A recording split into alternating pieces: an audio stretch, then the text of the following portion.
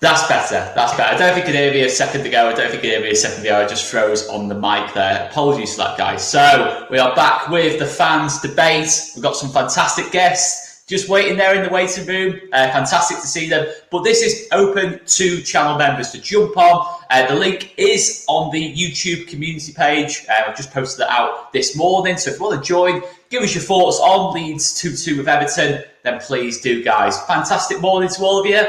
We've got our first point on the board of the season, first home game in 17 years at Elland Road in the Premier League. It was just an absolutely unreal day yesterday. I've not done a post-match review yet. I've not done a player ratings yet. Apologies, guys, because let's just say it was a good day yesterday. Let's just say that. It probably wasn't in the best of states to do a post-match last night. Anyway, some quality comments coming in early doors. But I'm just going to invite in the stalwart of these programmes, which is Gamer Guy Ethan. And he's got a smile on his face. This is very different to last weekend. Very, very different to last weekend. How you doing, mate? Good.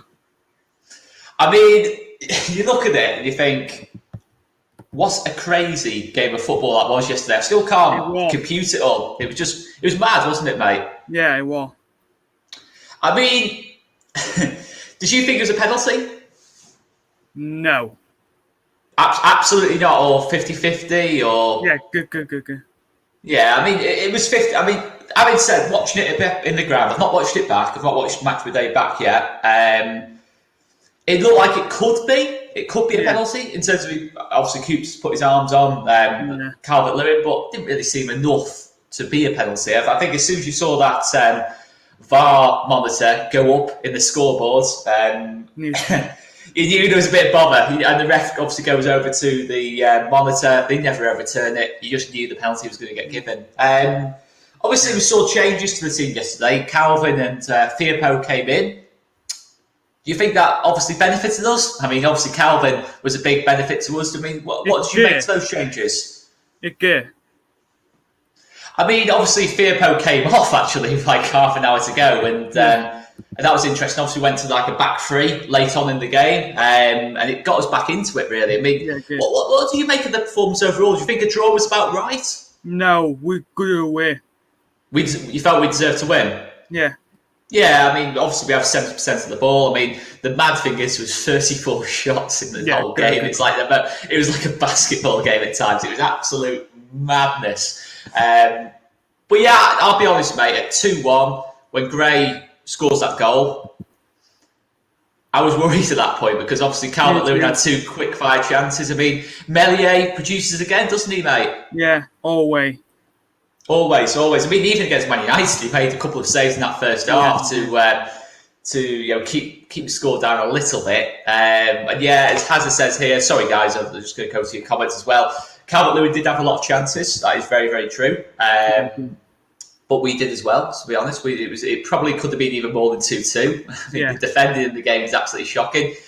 I'm not sure I agree with this, though, off Hazard, in terms of Leeds lucky to get a draw. No, we won't. I think the game just kind of swung from time to time in terms of momentum and that lot. And a couple of comments saying it wasn't a penalty. I mean, penalty was soft. Yeah, it's one of them. I think it was a 50-50. You're always asking for a bit of trouble, but I don't know. I'll need to watch it back. Again straight away. And I'm not surprised at this. Having seen the conditions Chris was in at about 2:30, I'm not surprised at this. My head, my throat. I'm only messing. My head, my throat, like for falling over the seat after Klick's goal. I'm hurting, but it's so worth it. It's true. Like the noise when Rafinha's goal went in. Insane. Were you there yesterday, mate? Yeah, well. What stand were you in? What? East stand? No. South stand? No. Cop? No, Cop.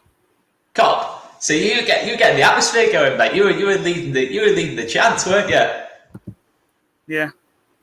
Love that. I mean, obviously, was Rafa's goal in front of you as good as what it looked like on TV?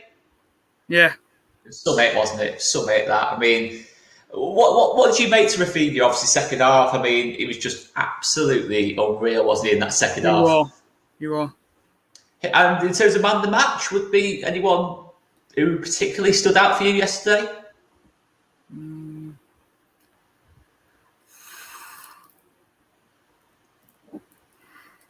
Okay, maybe. Click. Yeah. Yeah, that's a shout. I mean, he took the goal really. I mean, because of Rafinha's second goal, the attention of Click's finish for that equaliser has completely kind of almost been ignored, hasn't it? Really, I mean, that was a really good goal as well. It was two really well worked goals from us yesterday. Yeah. There's a lot of Chris Kelly bashing going on in this chat. I'm not keen on it, guys. I'm not keen that Chris wasn't great before yesterday. That's harsh. I tell you what. If I look as good as what Chris does at 41, and I think if any of us look as good as what Chris does at 41, we'll be happy. We will be happy, to be fair. So yeah, it's. I think it's just jealousy. I think it's just jealousy of CK, to be fair. A couple of shouts for KP man of the match. Daniel Rumsey says KP. KP obviously made that big difference, didn't he, mate?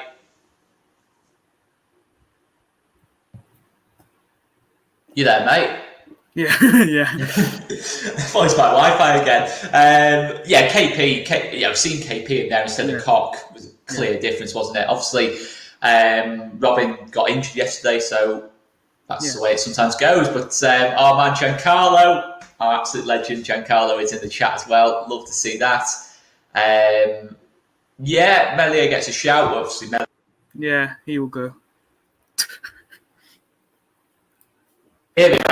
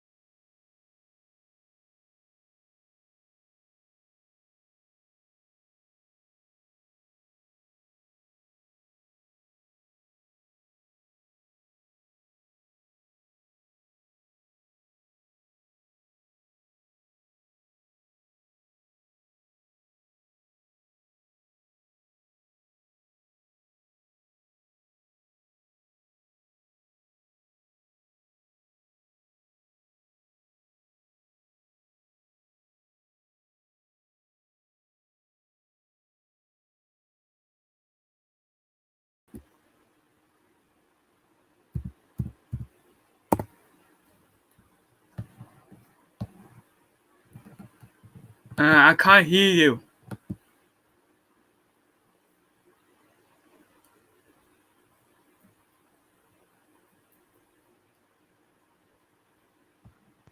Can you hear me now? Yeah, I can't. That's better. Apologies for that, guys. Apologies for that. I had to switch cameras. I had to think on my feet. Camera on this is not great with the light, as you can see. Yeah, I mean, look, it's one of them, isn't it? Obviously, Click has a top game. obviously comes on. He comes off, and obviously cool. Roberts comes on. How do you feel Roberts did when he came on? Okay. Yeah, I thought, it was okay. I think it's one of them where people who don't like Tyler Roberts so much probably had a lot of things to pick on Tyler Roberts with in that game.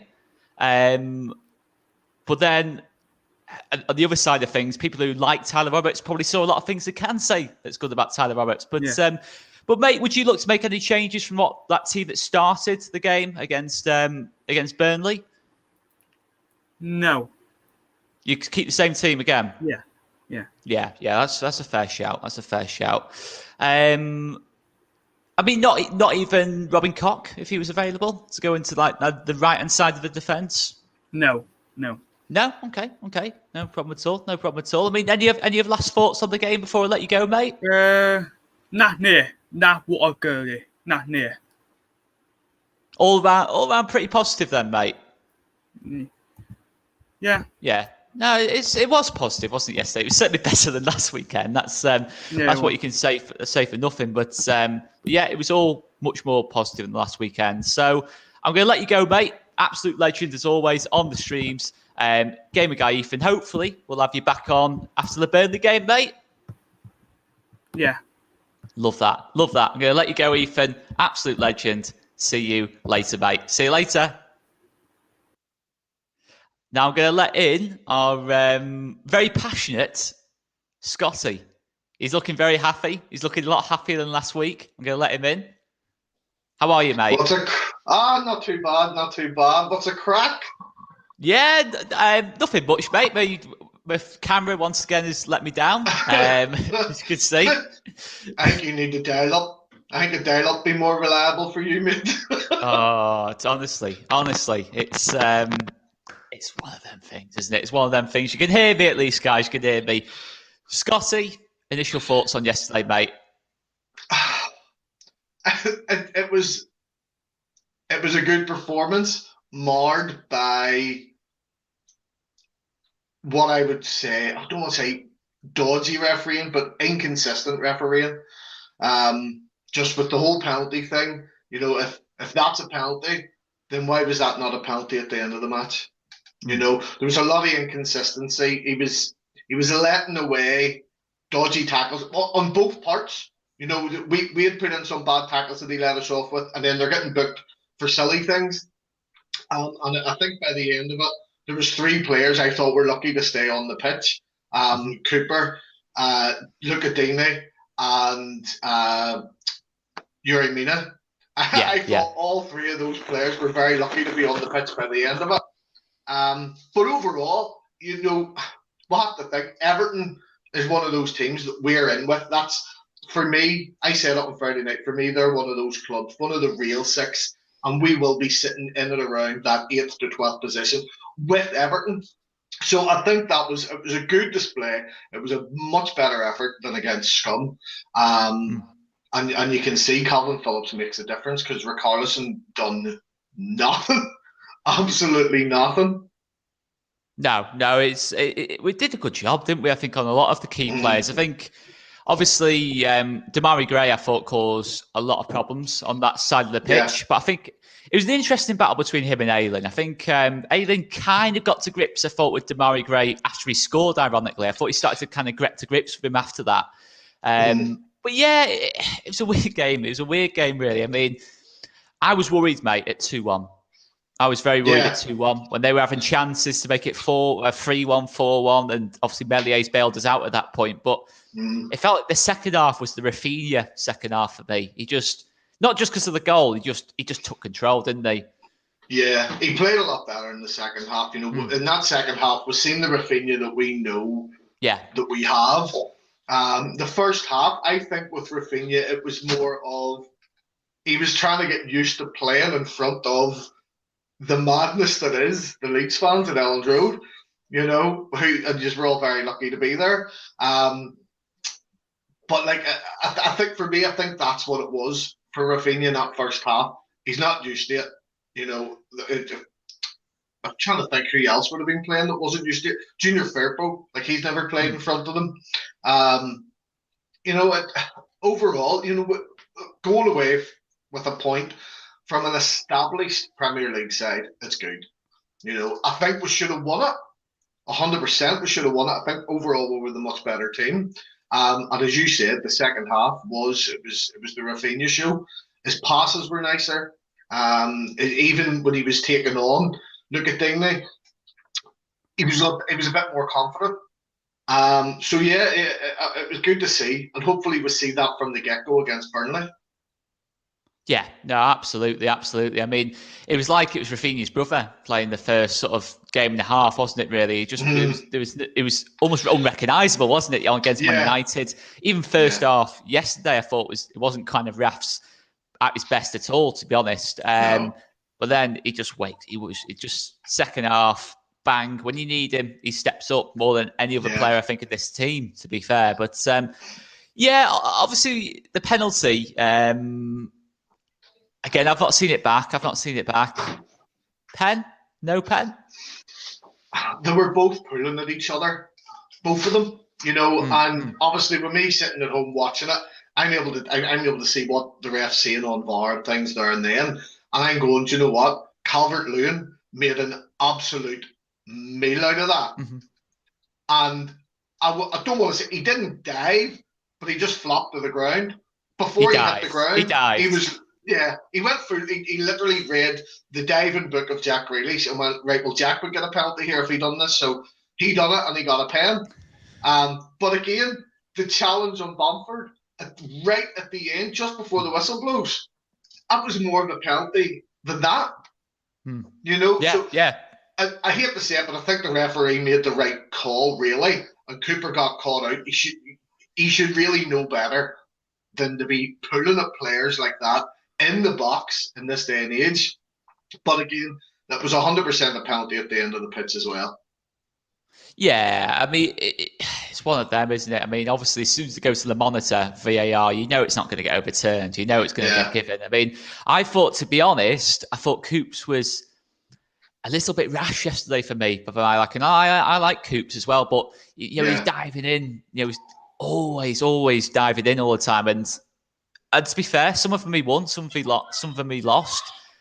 But when you dive in and you don't get the ball, you leave yourself very open then for me. And that was it just felt like after Coops gave the penalty away, he was trying to redeem himself throughout the game, if that makes sense. He was trying a lot harder. Yeah, he was trying almost too hard after obviously he gives the pen away, which is understandable. But again, for your captain, you want to maybe be a little bit more measured in that kind of atmosphere. More level-headed, Yeah, of course.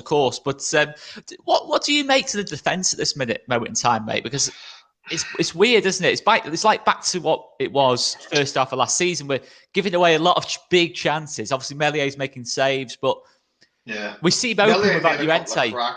Oh, he did. He did. That's it. I think a few people have touched on it. I know Joe had said about it, and I think Phil had said about it as well on Friday.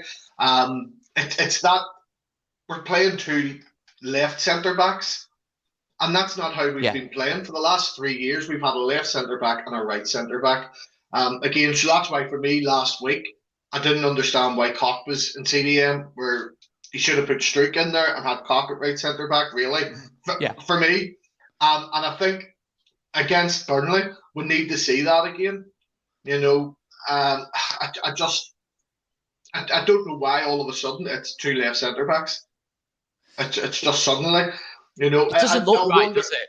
No, I'm wondering, is it a case of Bielsa wants Struijk to learn some of those leadership traits and things from Cooper, so he's playing them together? But surely that's stuff that they could learn in Thorpe Arch, really. Yeah, of course. It's, at the expense of points, we're not lacking defenders. Let's be honest, we're not lacking in them. We've got quality defenders, but it's getting the right ones to play together. And I think with 100% defence, I think we can all agree it'll be Cooper and Llorente. But again, if Cooper keeps being so irrational, really, and not playing the way that he really should be, it's hard to argue him starting. But again, he's the captain of the team, and he does bring that extra bit of leadership into the defence. Yeah, of course he does. Of course he does. There's a lot of. I think every single defender has got their big plus points and some maybe slightly weaker areas of the game. But I think for me, Llorente's the star man of that defence. I think obviously he showed last season. I think obviously the effect he had in terms of how few goals we conceded when Llorente came in was very, very clear. But I think yesterday was a game where we missed him. I think certainly against Calvert-Lewin. What I didn't like was how many headers Calvert-Lewin won on Cooper. For me, I thought sometimes it was a little bit too easy for Calvert-Lewin from time to time for me. Yeah, I think maybe after the penalty, whilst he was being a bit overzealous at times, I think there was other times where he was almost afraid to challenge Calvert-Lewin. Because obviously he's sitting on a yellow card early on in the game, gave away a penalty. All it could have took is just Calvert-Lewin to take one wee dive and Cook's off. Second game of the season, he's sitting on 2 yellow cards. It's not great for our captain, but again, it's a long season. We're only in the second game, and I still think that was a good result. And overall, it was a decent performance just to get settled in. Well, let's move back onto the positives because we probably are getting a bit negative here. But look, it was one of those games. There was some negatives. You can't draw 2-2 and obviously almost lose the game and not have negatives. But the positives were clear as well. I mean, I just thought all round. I thought we started the game well, to be honest. Before they scored that first goal, I thought we were well on top for that first half hour. It came out of nowhere. It really did, because it was just as we were looking like we were about to score, they got a penalty, and that just knocked our momentum right down. And I do believe, had they not got that penalty, mine and Phil's prediction of 4-0 would have came true. But, it was good to see. We didn't just drop our heads. And then especially when it did go 2-1, so early in the second half, when that happened last week, there was a change. It just, heads dropped. But yesterday, it was almost like there was another fire lit among them, and they just went for it again. And that's the Leeds that we all love to see. And I think that's why it was so good. Yes, it was a draw, but it was the fact that we just kept going. And there was that never say die attitude for a lot of the game. But yeah, it was great to see, Ellendro pumped, filled to the brim. And it's great to see, the lads just really trying to get that win right up to the last second of the game. Ayling, I thought, played well. And Harrison, for me, played a blinder. Everyone's overlooking Harrison yesterday, and I thought he was fantastic. First half, especially, I thought on that left-hand side, looked... I've seen a bit of criticism for Firpo, but I thought that left-hand side looked really good for the first half of the game. I thought Coleman could not cope with... I think he did a bit better second half, Coleman, against Harrison, but first half, Harrison was waltzing past Coleman, waltzing past Mina, waltzing past Decore. He was causing a lot of problems, wasn't he, in that first half? He was, and what a lot of people, what I was loving about Harrison as well, we know he's great going forward, and I've criticised him sort of covering defensively for the last year or so, but see yesterday, because Firpo was going up so high and attacking, Harrison was dropping back and defending brilliantly, and I'm being tortured by a little one here. But I think that was overlooked a bit from Harrison yesterday. That entire left side, he owned it. He owned that left side from the defensive line right up to the attack. I just love to see it. I love that I'm able to say that about Harrison now as well. That he owned the whole left side. It was great. No, he did. I think, to be honest, Harrison and Rafinha, Harrison first half, Rafinha second half were both absolutely top class for me. I think they did own their sides of the pitch, really, and that's as you say. But what did you make to, obviously, we go 2-1 down, Gray scores, and then the substitutions. Obviously, Shax comes on, we go to a back three. What did you make to that? Obviously, Tyler came on as well. What did you make to that change? I was glad to see, I'm a big Jimmy Shack fan. I'm like a Jimmy Shack here. But I was glad to see him come on, and he didn't really have a lot to do when he came on, but what he did do, he done well. He held his own. Tyler Roberts, again, I have a pure up and down with him because he is still young, and I really do think Tyler Roberts has got a bundle of potential to be great, but I just think he doesn't really offer much. coming off the bench, and even starting. I don't know. There was one point yesterday, I think, he was sort of surrounded by 3 players, and he just kind of spun around the ball in a circle and then gave it away. Now, is that a case of he didn't have any options, he couldn't see anyone, or he just didn't know what to do? I don't know. At the minute, I wouldn't say the jury's out on him, because I do believe he's going to be an absolute cracker. But I think yesterday, for me, that wasn't the right call. Okay. Even though we got back into the game? Yeah, 100%. But that came from a whole team effort. I wouldn't have accredited that to one individual.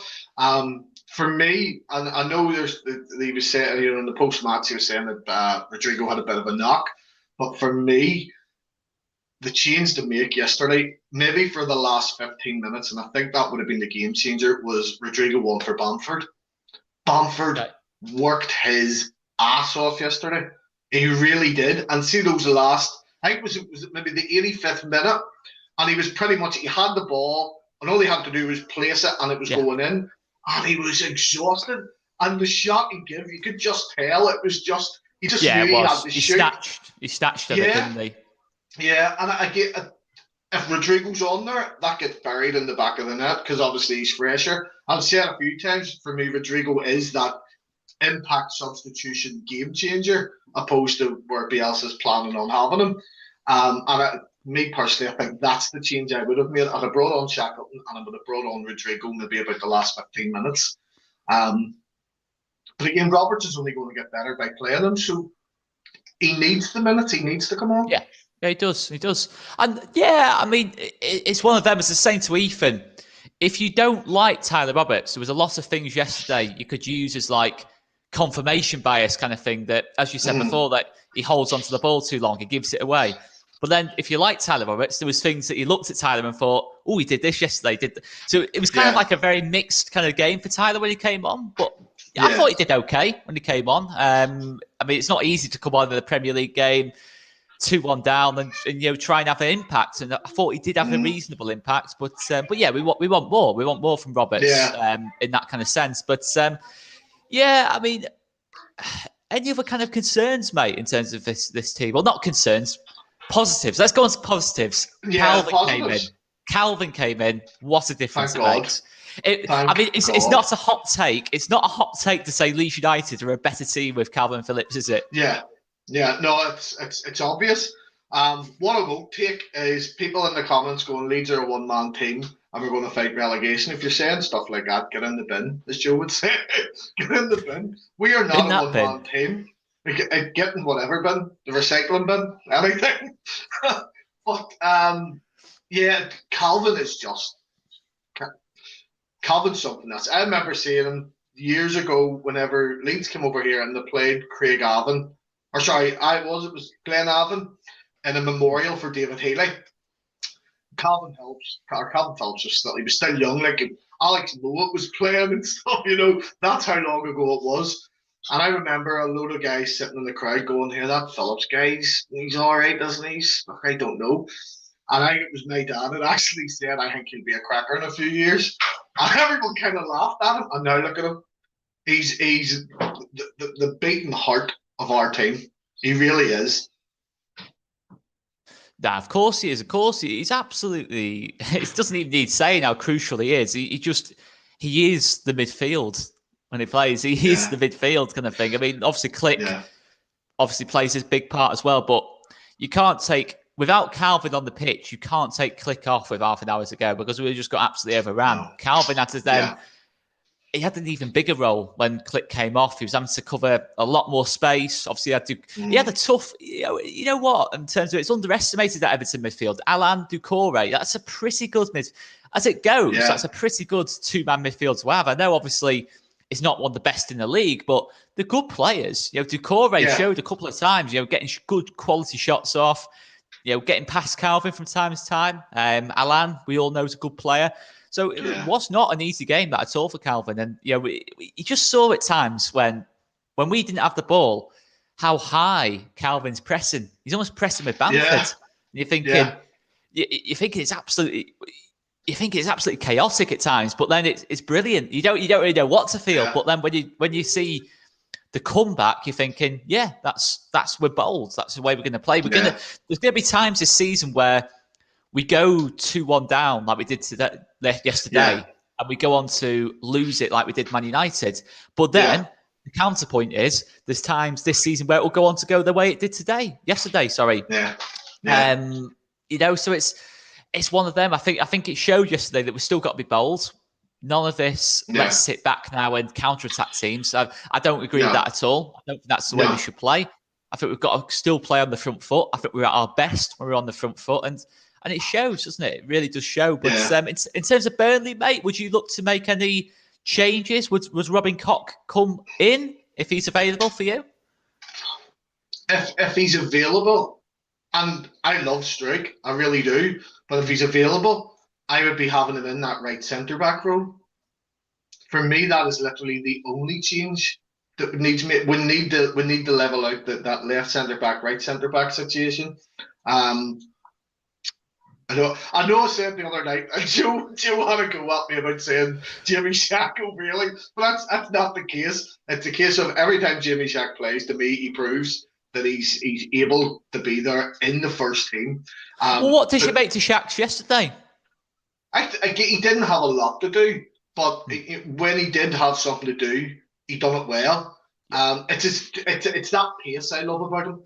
We sorted out when he came on. Before we came on, Gray was causing a lot of problems. I thought as soon as Shackleton came on, Gray came off about 10 minutes later because we started to deal with that threat on that side. For me, it was because of the pace. Yes, Bill's a great leader and he's influential and. He'll always be, for me, he'll always be one of the legends of our club. But whenever you do have someone, I think this is the point I was trying to make, but with a couple of beers on me, I wasn't wording it well.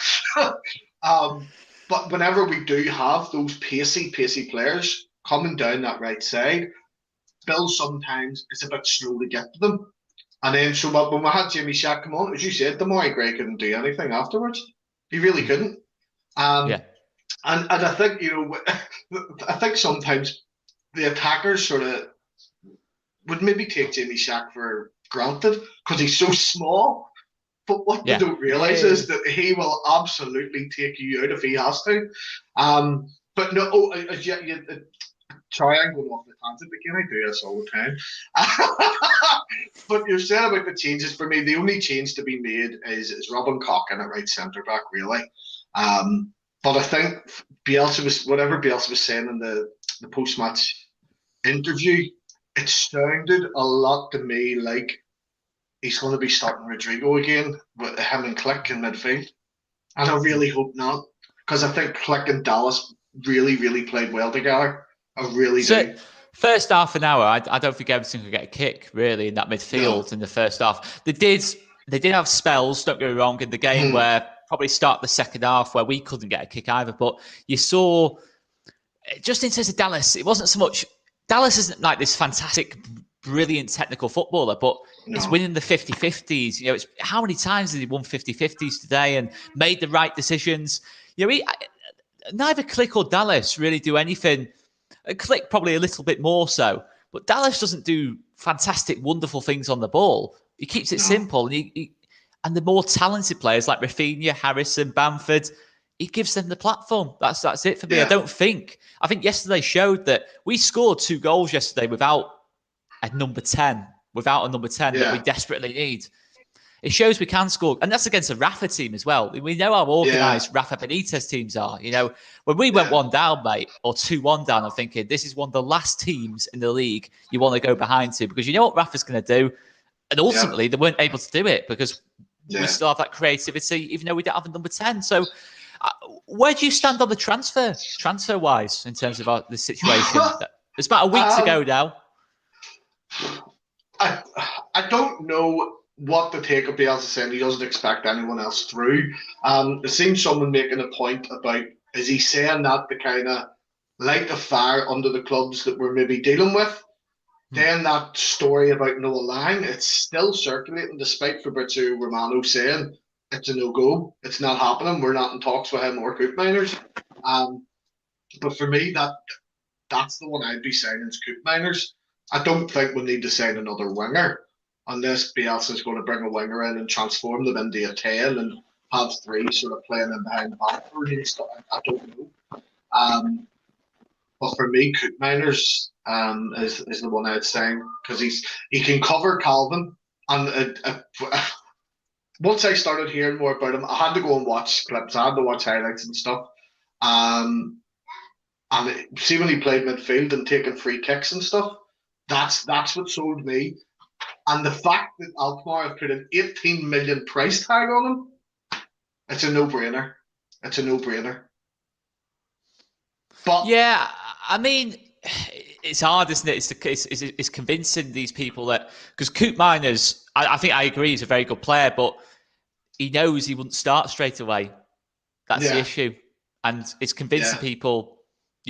But yeah, I agree. That type of signing is what we need to go for. I do think we need a winger, though. I would say we need a winger for the fact, not so much because Rafinha and Harrison aren't good enough. We all know Rafinha and Harrison are good enough, but if one of those got injured, we're down to, and no disrespect to them, but Perfader and Costa, I don't have massive faith in to carry the team in that same way. And that's if Perfader's still here, if all those rumours are anything to go by, But I think a few people have said, I've seen in lots of the Leeds groups, people saying that our answers are in the under-23s. I think there's a lot of great talent in the under-23s. There really is. But whenever they're given a chance, they need to really just step up and grab it by the horns. And I think sometimes that doesn't happen. Uh-oh. Here comes trouble. You hanging? How are we? How are we, Philip? How are we doing? You only home? Mate, I am fragile this morning. I'm not going to lie to you. We'll be able to tell, mate. We'd never be able to tell.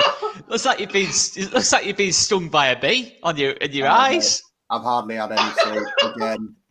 Looks like you've been stung in the eyes by a bee. Yeah, no, that was fun, man. I enjoyed that. That was a good laugh. So you know it was a good day. You know it was a good day when you wake up like that. To be honest, mate, I've kind of woken up a bit like that as well. Mate, obviously you probably listened to a lot of our chat here. Anything different to add? I mean, your general take on the game first and foremost. Mate, the occasion, to be honest, that's the thing. Like emerging from the concourse and just seeing flags, hearing marching on together. I mean, the game, I'm not going to lie, I was disheartened up until we equalised, to be fair, at times. I think the atmosphere was good, but I wasn't fussed with the performance, in all honesty. I thought there was times where it wasn't great. There was times where it was disjointed. There was times where certain players don't look up to speed for me. I mean, Calvin Phillips and Jack Harrison stood out positively. Yeah. I think with Calvin, I just think quality-wise, you can tell he's levels above everybody else in terms of what he can do with a football. But, I mean, I do think the Cooper penalty, after seeing it back, is harsh.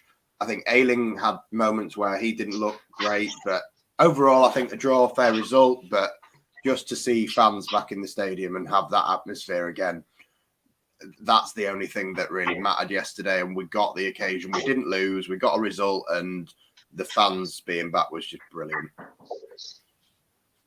I'm looking at Chris down here. Am I gonna add Chris in or not? Chris looks fragile as well. Chris is looking extremely fragile here.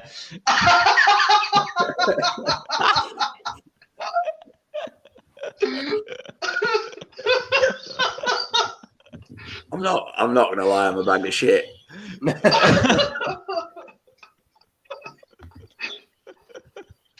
Oh my God. I can't do it. I can't do it anymore, man. Go on.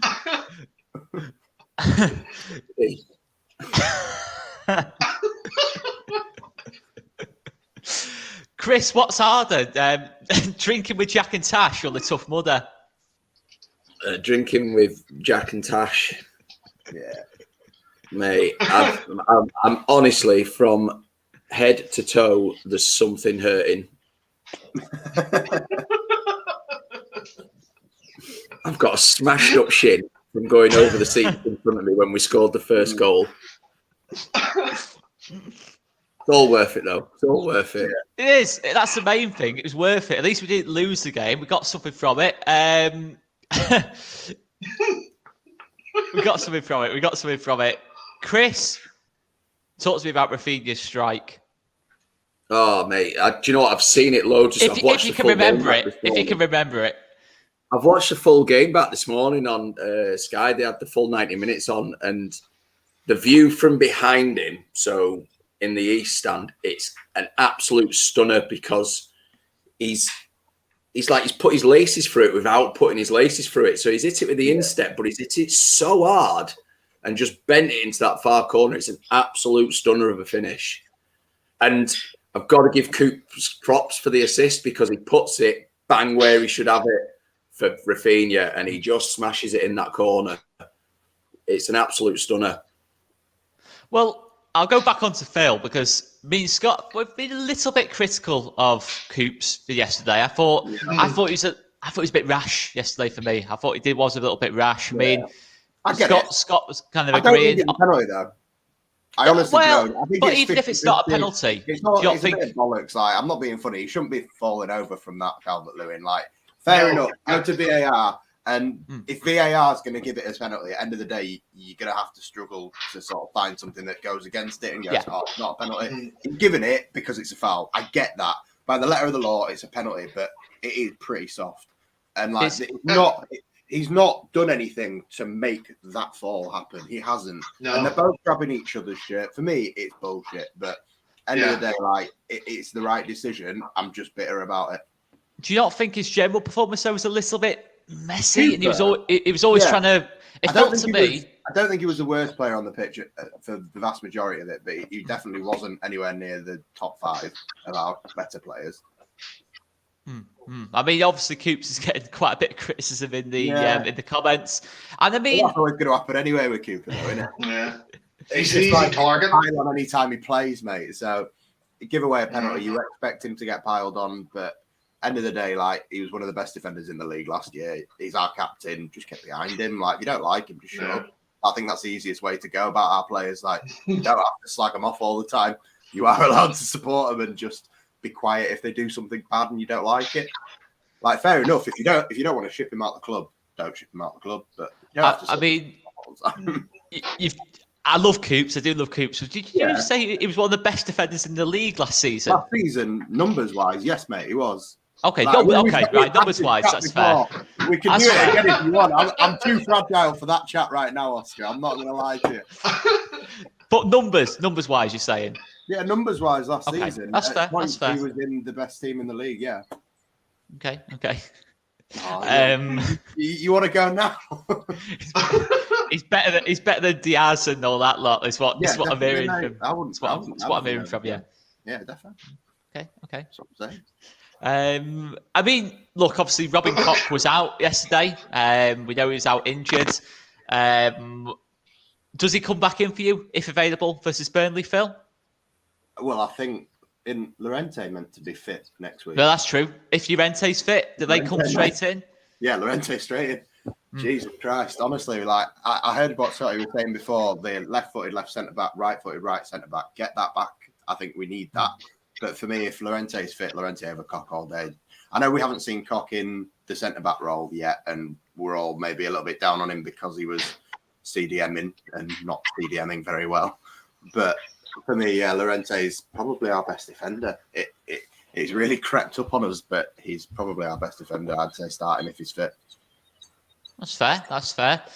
Chris, what do you make to the substitutions? Obviously went to a back 3. Tyler came on, your friend Tyler. Shax came on. It just went a bit crazy after that, didn't it? I think it was a good tactical switch. It brought us back into the game. We were finding space again. And actually, Tyler frustrates me because he was finding some great spaces, really good spaces, and picking the ball up in great positions. But then I don't know if he's just overthinking it or there's just that extra touch sometimes. He didn't play badly when he came on. He was finding, like I say, he's finding some great positions. Nearly scored from a cross. Yeah, that was almost rifling it at the top corner. He did okay, and what I liked about Shaq's going in with the back three and him out wide as sort of a wing back is he kept the pitch really, really wide. Yeah. He always offered that option down the right hand side. That freed Rafa to come inside a little bit and play closer to the striker, to Bamford, and it just seemed to work. I thought Shaq's had a pretty decent game when he came on yesterday, making all the right moves, did nothing wrong, really solid, and he's a little battler. I really like James Shackleton. I'm with Scotty on this. I think there's a hell of a player in there. I love that. Yeah, there is. I mean, Burnley played 2 up top as well. So we might go to a back 3 against Burnley. Who knows? We'll wait and see. But I can't wait for that Burnley game, I really can't wait for it. I mean, obviously, it's going to be tough going to Turf Moor. It's never easy, other than last season. But yeah, it's an opportunity, that Burnley game for me. I'm not saying it's one we've got to win, but it's an opportunity to get that first win on the board for me. All in all, though, Chris, did you think it was fair, the result, 2-2? Yeah, I said straight after the game to everyone in the bar, I was like, I think we had more of the ball. I think we used the ball better generally over 90 minutes, but they had the more clear chances. Calvert-Lewin arguably should have had a hat-trick. So I think it's a fair result. I don't think anyone really can question a draw on both sides. I think it's pretty fair. I do disagree with Phil. I think it was a penalty. But I also think that Bamford was brought down in the very last minute. That was a penalty. And Yerrick Mina, all game yesterday, was atrocious. He kicks out at Bamford down in the corner by the cheese wedge after they had the little spat where Mina kept throwing himself on the floor trying to dive. He kicks out at Bamford. And nowadays, with stuff like that, you should be really walking. But yet he yellow carded both players. I don't understand it. And referee balled it a few times yesterday. Yeah. And it was a penalty at the end of the game. He had his arm around Bamford's neck as they're going in for it. So if you're giving the Calvert-Lewin one, you've got to give the Bamford one. Yeah, that's all we asked for is consistency, isn't it, Scott? Yeah, that's 100%. I know we've got Burnley next, but it's Crewe I'm actually excited for first. I'm actually a wee bit more excited for. There we go. Thank God. I can only imagine what's being picked up on camera on that. Oh, it's class. Chris it was class. Klinsmann over the fans and near breaking his leg. Is that You're what not we're far going to off there. He was doing that in Billy's bar. He's got the guns out. He's got the guns out in Billy's bar. In the afternoon, I was throwing beer around Billy's bar unintentionally. He was actually. He did. Oh God. Oh, it was. But yeah, no. I was saying, Crewe. We're all forgetting of a cup game, and I'm excited for this one simply because I think we might actually get a cup run. I think yes, it's happening, Phil. It's happening. Oh, Scotty. No. I think we're going to have a cup run where at least we're going to get past the first game this year. Yes, we're going to get past the first game this year at least.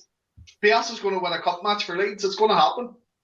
Win a cup match. We're winning it, mate. We're winning the cup this year. We're winning it. Phil, you can check. Right, I tell you what. Just winning one match in right, the cup. Phil's been negative. Phil's been negative about the cups. I'm not having it. We want a cup run this season. We want a cup run. Do we? He's not being negative about the cups. It's not happening. I couldn't give a monkeys about the cups. Oh, dear me, but I tell you what. You know what I mean? You know, we got 2 people at it now. We want a cup run. We want a cup run this season. Yeah, I'm not saying I don't want one. I'm just saying it ain't going to happen. I'd be realistic now. What do you mean, really? Come on. We can do cups, mate. Bielsa's not asked for him anyway. Yes, he is. No, he's not. Yes, he is. No, he's not. Yes, he is. No, he's not. Right, okay, let's stop that now. Sorry about that. No, I agree. I think I'm really looking forward to that game against Crewe. I am really genuinely looking forward to it because I want to see Somerville drama on that side of the pitch causing problems. Obviously, it's the return of Luke Murphy as well, which is always nice. But Superstar, £1 million signing Luke Murphy. Listen. Get him on. Listen. Listen, if he's one of them, isn't he, Luke Murphy? It's 1 million. That was. I got so excited about that signing. I cannot even begin to tell you how excited I was about that signing. Rough all night for Luke Murphy. Rough all night for Luke Murphy. Rough all night for Luke Murphy. Right. I don't even know where we were with this. Man of the match then, okay? Man of the match then, boys. I'm going to go Rafinha just ahead of Calvin for that second half performance. Calvin for me, I thought he was absolutely superb in the middle of the park yesterday. He was superb. I've noticed it, to be fair, Oscar, I've noticed it more having watched the game back now. He's just insane in there. Some of the touches, ball coming over his shoulder and he's just picking it out of the air, taking it round someone, clearing the ball out. He was absolutely incredible yesterday again, Calvin. Great player. What a player he is. Yeah, he makes a difference. That's all you can say. You can just tell within 10 minutes when Calvin's on the pitch. And when he's not on the pitch, I don't think I've seen a Leeds player where there's that big a differential in the performance from when they're on the pitch and off the pitch. Genuinely, even if you go back to people like Mark Viduka and that lot, in terms of the whole performance, it's just, like Brighton away last season Oscar, when Calvin wasn't on the pitch. Is Rafinha still more important to this team than Calvin Phillips, like you said last season? In an attacking sense, yeah, why not? Mate, who's won us the point yesterday? I don't care, man. Calvin Phillips won us the point by being on the fucking pitch. You don't care. We lose the game then. We lose the game then if Rafinha's not on the pitch. But you don't care about that. That's to arguing today, children. Mate, we don't get a point if Calvin. Listen, they are both Phil. No, they are both not. equally important. No, as is Llorente. The three most important players in this team: Llorente, Phillips, Rafinha, and probably Calvin's the most important player in our team every week. If you are. That's fair. But Rafinha I think you're was on the pitch last week, mate. Rafinha was on the pitch last week. Calvin wasn't. He's got that cop-out course. Well, that's your opinion. That's your fair opinion. I don't know why you're getting so wound up by it. I'm just saying that I think Rafinha is very, very important for this team. It's the right opinion. Opinions are like arseholes, and you're being a real opinion right now. Well, I'll just ask you, Phil, are you happy when Rafinha's not available with Costa and Poveda? No, obviously not. But at the same time, I'd rather have Helder Costa at right wing when Rafinha's injured than have Robin Koch at CDM. That's it. It's not a bold shout. Nobody else. That's bold. That's bold. That for me. Right, let's move on. Replace the name Costa with Somerville. Yeah. Oh, I can sign up to that. Phil. I can. Look, they're both important players. I've just said you can tell the clear difference when Calvin's on the pitch and not on the pitch. Just because I think Rafinha's slightly Let's be honest, better. Oscar, you just don't like Calvin Phillips very much. That's it, mate. That's it. We should have kept Vieira. That's all I'm saying. We should have kept Vieira. That's the. You don't think you should play for England either, do you? You said he was shit this week. I heard you. I'm not going to lie, Oscar, though. We need Henderson's leadership, mate.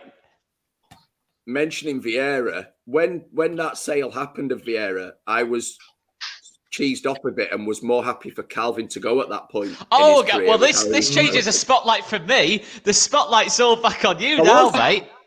I thought Chris, at that period of time, Vieira was the better player. Now, Calvin's come on leaps and bounds clearly under Bielsa, and we've got a whole new player. But before the Bielsa era, I would have kept Ronaldo Vieira over Calvin. Just saying. Okay, fair enough. No, I think a lot. I think a lot of people are lying if they didn't say that Vieira was the better of the two at that time. Why are we on this Phillips and Rafinha debate though? It's Phil who kicks all this Calvin off. No, I don't. And Phil doesn't like Rafinha. Phil loves Helder Costa. Phil thinks Helder Costa should be in the team over Rafinha. Mate, I'll tell you what, you can try and dig me out, but I'm right. and you're just kind of. I'm still asking you the question. I'm still asking you a question. Who in that team do you want that ball to fall to more than anyone else than Rafinha? Oh, come on. I love Calvin, but from that angle, that space, you're not having that. Rafinha a better striker of the ball than Calvin Phillips. That is just ridiculous. Who wants to shoot? It's not all about who shoots, mate. It's about who plays fucking football well. Calvin Phillips plays football well. And I agree. Football well. But you're discouraging Rafinha. I'm not the one discouraging Rafinha here. Can I change the subject? We do, right.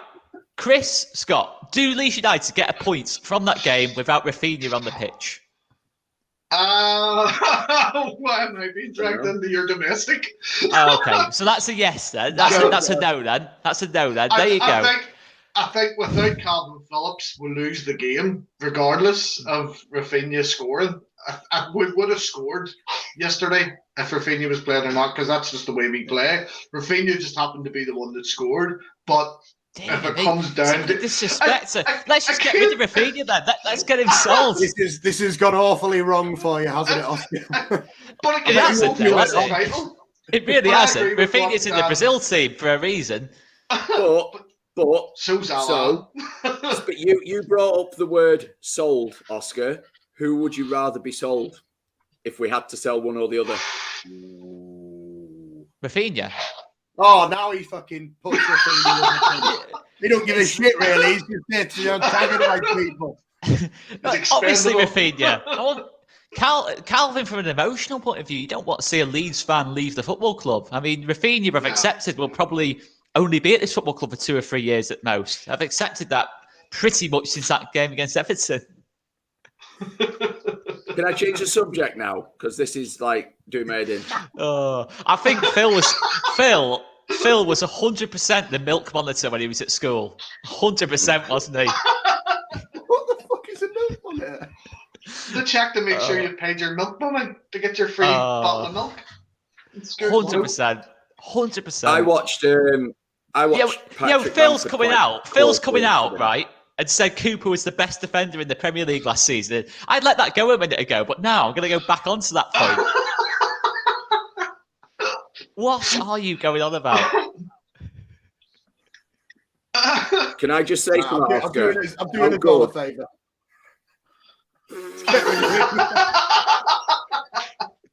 That was fair. But Phil, you come at me and you're saying Cooper was one of the best centre-backs in the Premier League last season. I'm going to bring it up. From time to time.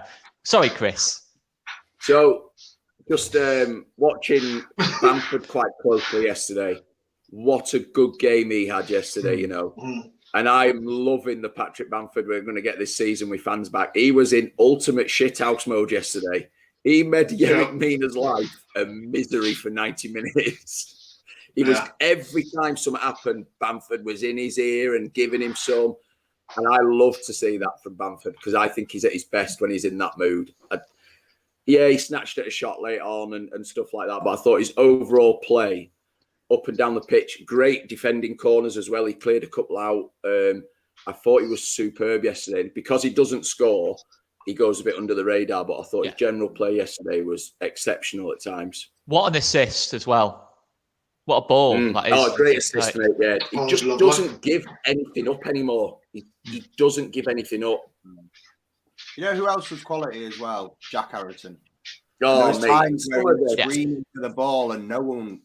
The ball was on the right-hand side quite a lot of the time. And I think Ayling's distribution for the vast majority of the time, if it's a pass over 20 yards yesterday, was garbage. And Harrison would be screaming for the ball. And I think Ayling lost confidence of pinging those long balls because they weren't very good. But there was times where he was screaming for it and nobody passed to him because no one was passing 20 yards. I've been watching it this morning, Phil. There's one point in the game, I think it was second half, and there's 4 Everton players stood around Jack Harrison and somehow just wriggles out the ball. Absolutely, he was quality footwork. I think Calvin obviously man of the match, but after Calvin, it would be Jack Harrison for me. Oh, over Rafinha after that second half. Rafinha. Right. I'm with Phil. Jack Harrison was my man of the match yesterday, 100%. Words.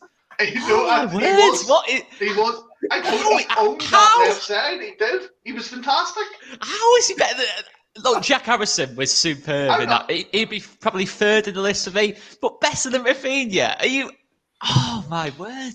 I'm not getting he's a better player than Rafinha. Anyone else? Oh, my words. Ask Luca Digne, who was better between him and Rafinha, and I'll tell you what he'll say. Deary me. Are you all right? Are you and Rafinha related or something? You really hurt by this. Hanging after that signed shirt, innit? Really? Really? He was better than Rafinha? We're not saying better than Rafinha. Or in this game. In this game. Yeah, in this game. In this game, he was my mate, the last 20 minutes, Rafinha turned up. Until he'd scored, I don't think he did very much, to be honest. I agree with that, but the point is, he turned up. Jack Harrison played well all game. Yeah. But who made the key contribution? Oh, it's not just about the key contribution. There's 90 fucking minutes. It's not just about a snapshot. Yeah, it's a good goal. I'm happy he scored. We got a point. But at the end of the day, Jack Harrison played quite well. Oh, we're so immature, aren't we? We are so immature. Oh, so well done, Mike. Get in, Mike. Outrageous. Mate, I just love being able to put these comments on to show how many people disagree with you. Brilliant. I tell you what, right. Anyway. Oh, mate, there's fucking loads of them. This is crazy. I'm questioning if Oscar actually watched the match yesterday now. I can assure you I did, mate. I can assure you I did. But too many Amstels, mate. Too many pre-match Amstels. We've watched it with crossed eyes. Dear me, Harrison was electric yesterday. He was. Don't get me wrong. Harrison is absolutely. You want to sell Jack Harrison now? Jesus, yeah, Oscar. Listen, I have the one who has said for months that Harrison, Bamford, Rafinha is the best front three in the league outside the top six. That's fucking changed. No question. No question. Who's better? But who's better than that? I've heard that before. When you I've said that multiple times. And it is. I'd 100% back that up as well. Look how many goals they get involved in. but you lot think Rafinha needs to be sold by the sounds of things. Yeah, no, I'm up for that. Depends how much it was, to be fair. Like 50, 60 mil. Yeah, let's get Elder Costa into the team, then. Yeah, he should start on Tuesday, I think, Elder Costa. He's better than Jack Grealish, and if he's away for 100 million, well then I'm sorry, we get 120 for Rafinha. Thank you, Scott. Thank you. At least someone's using their head today and rating Rafinha. 140 Rafinha. million for Jack Harrison. Yeah. Yes. Yeah. And 150 for Calvin Phillips. Yeah. 200 for Bamford. Yeah. Mate, Melier is easily like 250. Yeah. Where the fuck are we going with this? I don't understand how you don't rate Rafinha. I don't understand it. Jesus Christ, Oscar. Rafinha on his own, that last half an hour, absolutely unreal. Yeah. Absolutely unreal. He scored on 72 minutes. The last 18 minutes, it was top quality. Before 72 minutes, no. Rafinha's game changed when Digne got booked. Yes. Yeah, it did. Digne had to stand off him, and then Rafa, last 20 minutes, he absolutely had him on toast. He took the piss out of him for 20 minutes. He was electric that last 20 minutes, but Jack had done a lot of the hard work by then, hadn't he? So. Yeah. Here we go. No. Let's go to this. Let's go to this. I love how we're fighting over comments as well. He's got that magic that he needs to get draws from losses and wins from draws. But listen, Neil, we're having a perfectly serious conversation until Phil comes for me talking about Rafinha and Phillips are top class, as is Llorente. That three, absolutely critical for this team's getting results. Critical. Listen, we're talking about Melier. We're talking about Rafinha and Phillips, but you've seen us concede goal after goal after goal in pre-season. 5 at Man United, 2 today. Are we not getting the wrong argument here? Is Llorente our most important player? Yes, potentially. Most important defender. Here we go, Neil. I can play devil's advocate. We can all agree Llorente is our best player. There is absolutely no denying. You only have to look back at last season, and when Llorente came in the team and settled, we were far stronger defensively. It's a no-brainer. He's miles away our best defender. Miles away. Yeah. That's it. I mean, it's just fantastic. I can't wait for him to be back. And I'm sorry, Oscar, I'm going to upset you again. The most important players in this team are the spine. For me, it's Meslier, Llorente, KP, Bamford. That's a shout for that. Bamford there. When Bamford's not on that pitch, we don't see the same Leeds United. No. But you say that, and that's fair. But with 20 minutes to go, I always felt when Dini got that booking, who was going to produce the moment out of Bamford, Harrison, Rafinha, or any of the attacking players? It was Rafinha for me. And I think he's proven it all season. When he scores, it's normally decisive. It normally wins us the game or gets us back into the game. That's for me. That's what big game players are, mate. When those moments come, they take them. And there's absolutely no denying. So, and what I like about our team is we've got that spine when Llorente is back and it's solid. KP, Llorente, Meslier, and then Bamford tearing around like a lunatic up front. But then we've got that bit of flair out wide. We've got Rafa who can, on his day, destroy any left back or left centre back, whoever it may be. And Jack who can do just as much but differently on the left-hand side. And that's why when we've got a full team and we're in our stride, we can go out and absolutely blow teams away because the balance is stunning when we get it right. It's just that hole in midfield in front of Calvin that I'm still not convinced with. I still think we're a bit light there. If I'm being greedy and want more players, that's where I'm looking to bring someone in. That's definitely fair. And a number 8 that can not just replace Calvin when he's not on the pitch, but also slot in for Calvin when Calvin goes forward while they're both on the pitch together. That would be Coop Miners. Coop Miners. Yeah, fine. Coop Miners will do. He'll do. I just don't see it. That's the only problem. I don't honestly see another transfer window. Anything happening again before the end of this window. I don't. Not even O'Brien?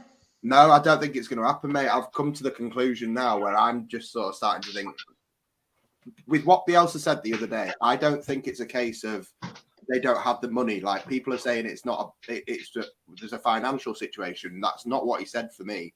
Like he said, there's players like O'Brien. O'Brien, we're being quoted £10 million or something. The guy is not worth £10 million, so there's no point splashing money around that is just not well spent. Like we've never done that since Victor Orta's come in. We don't just splash our money up the wall for no reason. We go and get players for good value. Like if a deal comes out like Rafinha did in the last few days of the window, like I could see a winger coming in, but I just don't think that midfielder's coming in. If a winger comes, like Noah Lang becomes available in the last few days of the transfer window for a good price, I could see that happening. But the midfielder thing, I just don't think we're going to get anyone because the price is not going to be what we want to pay, and they're going to be overpriced for the value. How much does that concern you then if we don't get the midfielder in? I mean, for me, I think Scotty mentioned it. In that first half an hour, I thought Click and Dallas were outstanding as a two. In front of Calvin, I thought Everton struggled to get on the ball in that first sort. Until they got that penalty, I thought we were quite well on top in the game. And Dallas was winning his 50-50s. Click was spraying it about and making things happen. If we don't get another number 8 or another holding midfielder or that type of midfielder, how concerned are you, Phil? I'm not concerned as in like we're going down. I'm not concerned as I'm not being. I'm just how much do you think that affects us? I think it affects how well we can do. I think it's not a case of I'm worried. It's not a case of it's bad. It's a case of if we want this season, like we all started the season optimistic and think we finished 9th last season. Let's see if we can finish higher. And it's one of them where it's sort of starting to temper my ambitions and aspirations for this season. Like I said, 7th at the start of the season. I'm starting to think maybe 7th isn't that realistic. Maybe 8th might be as high as we can go. And we might finish lower than we did last season, but that's not a failure. It's just learning to sort of deal with the aspirations and keep up. And you want to go higher every year, but sometimes you got to accept that that's not going to happen. And I think that can all come down to one player. It can all come down to not having a midfielder. And in all honesty, I wasn't terribly confident to say that was one of our strongest 11s out there yesterday. There was times where I thought, in transition, we look like we can be picked apart, in all honesty. I thought when they went 2-1 up, they could have been 4-1 up before we equalised. Genuinely, they could. They had 2 massive chances. Melié's made a couple of very good saves. We're very lucky to have a very good keeper because defensively, in transition, when we give the ball away, we look sloppy at times. And I do think having a person in midfield to help out Calvin more, both ways, would hopefully do a bit more. Yeah, it would. Yes, I mean, we could always have a good old cup run, even if we finish lower. If we have a cup run, it's not a failure. Yeah, mate. If we got offered now, like even just getting to a semi-final, if you said to us, even if it's the Carabao Cup, like I prefer it to be the FA Cup, but here's a cup semi-final or preferably a final if obviously it's Carabao. But if you a day out at Wembley and finish 15th, would you take it? Yeah. Probably. I don't like the fact you say day out at Wembley. Why couldn't we win? Man, I don't give a shit whether we win or not. A day out at Wembley is just what I'm offering. Listen, I've done a day out at Wembley when we lost to Doncaster in the playoff final. It's not worth it losing at Wembley. Honestly, no. It's the worst thing ever. So I'm reluctant. Guys. I'm reluctant. I don't see us winning a cup. In all honesty, I don't see us winning a trophy this season. I don't think we've got the squad to compete for a trophy. The odds are against us because City's second team is stronger than most teams' first teams, isn't it? Really, but it's something that the only reason I think something like that could become a little bit of a priority if the league season maybe doesn't go as well is that you've seen what we've done in the big games last season when Llorente was in, when Calvin was in. We played that little bit more deeper, a little bit less expansive, and we had a really good record against these teams. And obviously, we know Bielsa's got to cup finals with Bilbao. We've seen him do it before. We've seen him do it with Argentina, with Chile. What did that happen? What with Bilbao? Cup final? Like, do you think he just used to give a shit about him? He got to 2. He got to 2 in a year with Bilbao. Europa League and Copa del Rey. So he's done it before. Changed. You think he just? It's just the Leeds thing where fuck the cups. I just think that obviously the last couple of seasons, I think obviously Championship, we had to prioritise the Championship because we needed to get out of that as quickly as possible. Last season, we obviously when we got into the start of the season, we didn't know how we'd adapt to the Premier League. I just think this season, I think we can go for it a little bit more. I genuinely do. I would like to see us go for the cup. Let us know in the comments, guys, what your thoughts are. I would, if we got to the 4th, 5th round, maybe quarterfinals, and we were still in the cup and we were doing okay in the league, I would put out a full team, no questions asked for the remainder of the other games. No questions asked. 100%. I'd love to see it. Even if it hits the league campaign a little bit, and that's all on the assumption the league campaign doesn't go to plan, because technically, and I'm going to go all Phil on you here, we're actually ahead on points in terms of last season at Man United and last season at home to Everton. We lost both those games last season. We're actually ahead on points. True.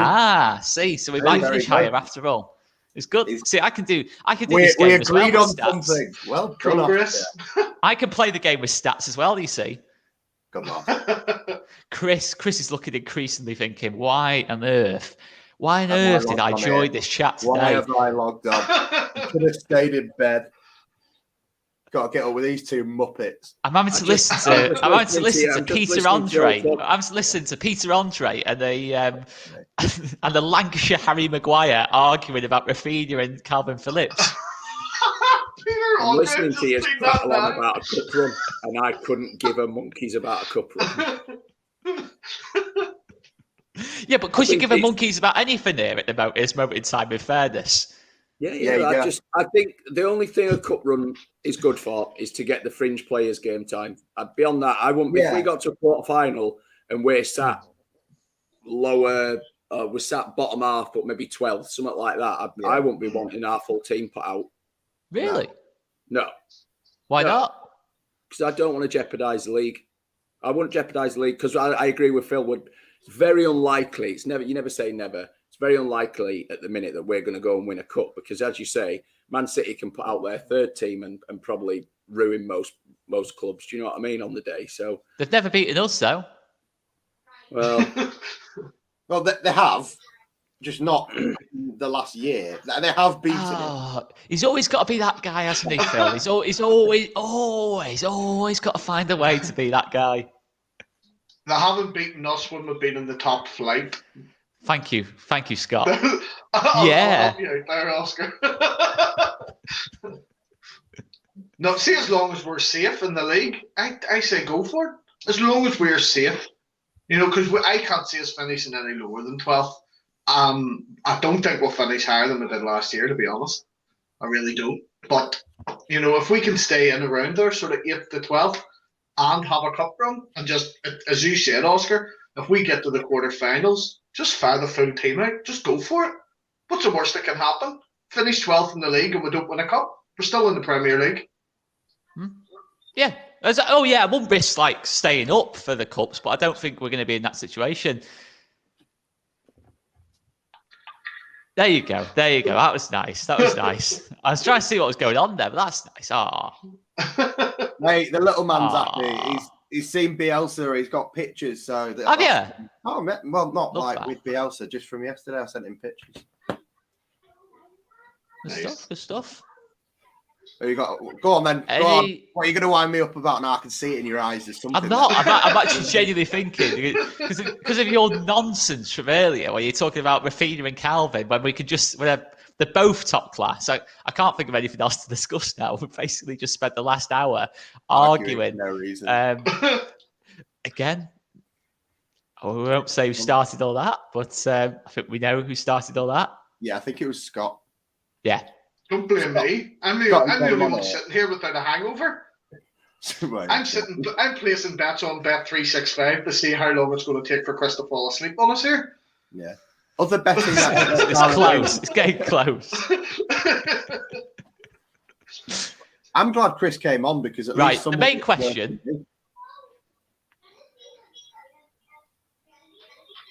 Right, my big question is, Chris, where did you go after the game? So I saw you in Billy's. You obviously watched the game. Where did you go afterwards? Back into Billy's to sing Champions again for 25 minutes, yeah. I think. Mate, it never stopped. It was beers. going on and on and on and on. Then went to the pub. I can't remember what happened There's after a video that. on our Instagram page. How did you get home, by the way? I think we went to the Hope Inn and I played pool really badly until Jack got involved and helped us out because the girls were smashing us at pool.